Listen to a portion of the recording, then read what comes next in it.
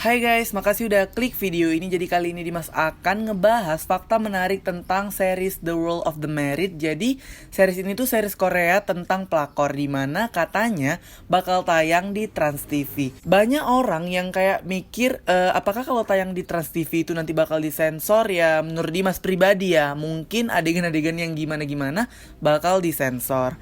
Tapi kenapa disensor? Karena kan yang nonton TV itu kan memang, apalagi TV nasional kayak di rumah gitu kan, dan banyak juga dari kita tuh kayak nggak kekontrol, ada anak-anak juga. Pokoknya dia mencakup semua kalangan kalau yang di TV. Jadi Dimas rasa untuk adegan yang disensor mungkin ada, tapi nggak tahu juga ya, kembali lagi ke pihak Trans TV-nya. Semoga lah nggak terlalu banyak disensor, takutnya kalau banyak disensor gitu merubah alur ceritanya, tapi semoga enggak sih. Pas Dimas nonton Midsommar itu waktu di bioskop itu kan banyak banget yang di-cut kayak adegan-adegan gore. Ini memang beda sih dari The World of the Married karena ini film kayak horror gitu kan.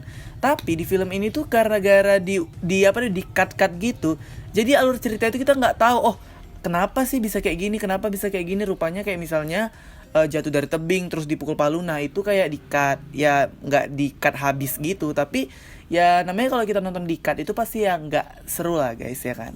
Oke, kita masuk aja ke faktanya. Fakta yang pertama adalah alur ceritanya. Jadi The World of the Married ini menceritakan sebuah keluarga gitu yang mengalami roller coaster gitu dalam kehidupan rumah tangganya. Berkisah tentang perselingkuhan yang dihadapi suaminya Dr. Jin Sun Woo.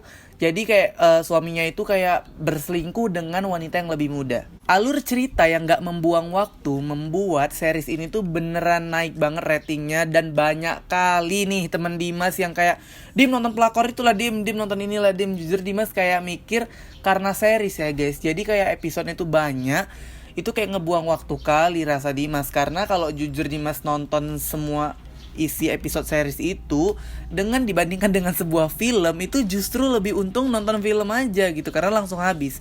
Tapi ya nanti bakal Dimas coba nonton series ini. Yang kedua adalah konsepnya ini sangat memainkan emosi, dimana adegan demi adegannya itu dibuat dengan emosional. The World of the Married ini mengangkat kisah tentang kayak percintaan yang terlarang gitu, yang membuat orang-orang yang menontonnya itu menjadi lebih emosi. Konsep dari cinta terlarang, konsep dari perselingkuhan itu membuat kombinasi yang sangat menarik dan membuat emosi penonton itu menjadi lebih kayak mantap. Nah, ini fakta menarik dari acting Han Soo-hee, dimana actingnya itu kan beneran kayak menjiwai banget untuk pelakor. Jadi dia dihujat gara-gara ya dia sangat berhasil memerankan pelakor. Jadi dia itu kayak dihujat gara-gara, ih kok pelakor banget sih mbak, gitu-gitu di platform Instagramnya. Tentunya dia nggak tahu dong artinya, tetapi ya namanya sekarang udah canggih ya, dia bisa ngerti lah kalau orang hujat dia walaupun dalam bahasa lain. Jadi sebenarnya hal ini sangat disayangkan. Kenapa banyak orang yang menghujat dia gara-gara acting dia yang sangat bagus di pelakor. Kan ini cuma hiburan.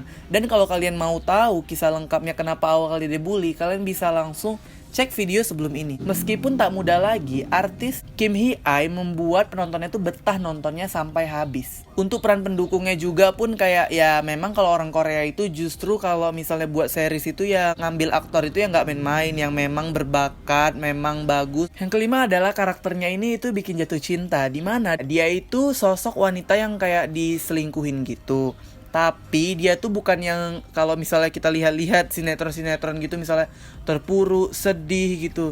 Nah dia tuh lebih ke kayak sisinya tuh kuat gitu dan tegar. Jadi fakta selanjutnya adalah ini series itu dibuat dari seriesnya Dr. Foster. Yang keenam adalah faktanya adalah series ini tuh dibuat ulang dari series Dr. Foster, dimana Dr. Foster ini itu dirilis pada tahun 2015 dan ini remake-nya gitu tapi dalam series Korea. Faktanya adalah The World of the Married ini dapat mengalahkan rating Itaewon Class. Jadi Dimas itu mikirnya kan, kemarin baru hype-hypenya Crash Landing on You, Itaewon Class, dan Dimas belum nonton. Tapi memang persaingan dalam dunia perfilman dan series ini ya justru walaupun sama-sama dari Korea itu memang persaingan juga guys.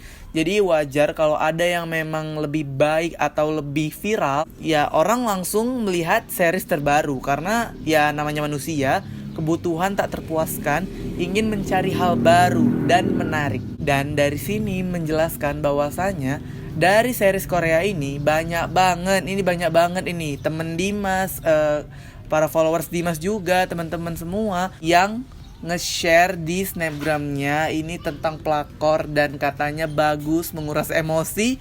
Dan ya nanti Dimas bakal nonton. Jujur ini Dimas belum nonton ini ya, tapi Dimas udah baca-baca juga dan bakal Dimas tonton nanti dan Dimas bakal review. Kalian tunggu ya, terima kasih.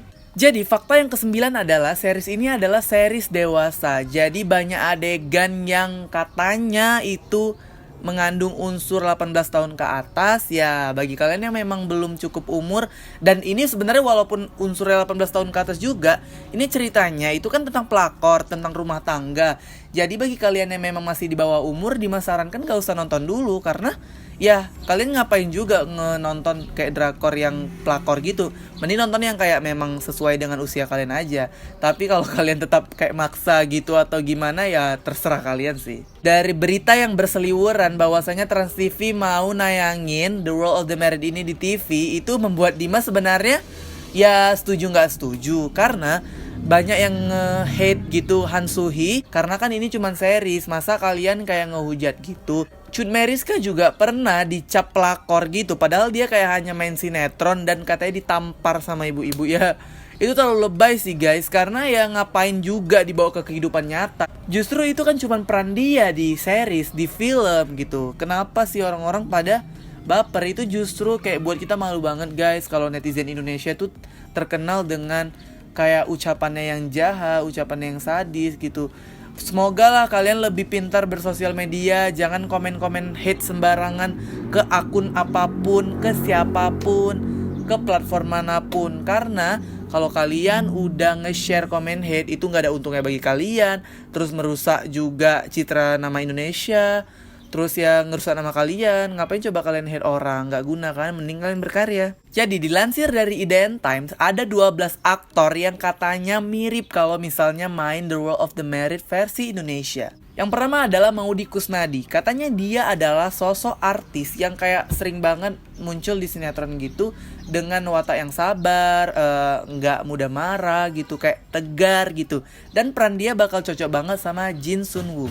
Yang kedua adalah Lee Tae-oh, dimana di peran ini dia itu kayak dimirip-miripin sama aktor Indonesia sama Marcelino Livran. Yang ketiga adalah Ari Ilham, dimana sosoknya ini dimirip-miripi dengan sosok yang ada di series The World of the Married. Itu adalah sosok anaknya Marcelino Livran, itu adalah Lee Jun Young. Yang keempat adalah acting antagonis dari Nia Ramadhani di kayak sinetron Bawang Putih Bawang Merah.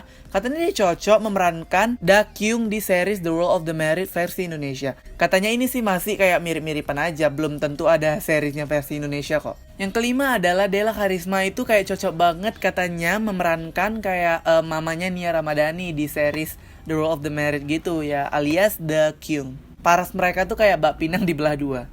Yang keenam adalah Adjie Pangestu, itu cocok banget untuk memerankan ayahnya Da Kyung. Gaya rambutnya udah pas banget. Yang ketujuh adalah muka Raffi Ahmad, ini kayak sekilas mirip dengan Son Jae Hyo. Jadi untuk peran dia ini gak usah diragukan lagi, karena Raffi Ahmad kan jam terbangnya udah tinggi banget. Dia udah main sinetron, film, ngevlog, pengisi acara, MC, semua udah dijalaninnya. Jadi gak perlu diragukan. Yang ke-8 adalah Nagita Slavina ini. Katanya dia itu dimirip-miripin juga dengan Ko Ye-rim. Jadi ya mungkin kalau dia berperan juga sama Raffi, jadi kayak gabung gitu, justru malah lebih bagus. Yang ke-9 adalah Andi Arsyil yang dimirip-miripin juga karakternya dengan Kim Yoon Ki. Yang ke-10 adalah Ria Probo. Karakter dia juga dimirip-miripi dengan Chaesul Mung-soo. Yang ke-11 adalah Meriam Bellina yang bisa juga karakternya dimiripin dengan Choi, yaitu berwibawa dan tegar. Kayaknya bakal seru sih ini kalau misalnya beneran dibuat versi Indonesianya. Yang ke-12 adalah sosok Min Hyun Soo, dimana perannya ini, sosok misterius ini, bisa juga dikaitkan dengan sosok Prilly Latuconsina. Bagaimana, apakah kalian setuju ataukah enggak? Ya kalian bisa komen di bawah. Bagi kalian yang ingin mengikuti Dimas review film atau buat konten lainnya, kalian bisa subscribe dan terima kasih udah nonton video ini. Bye bye.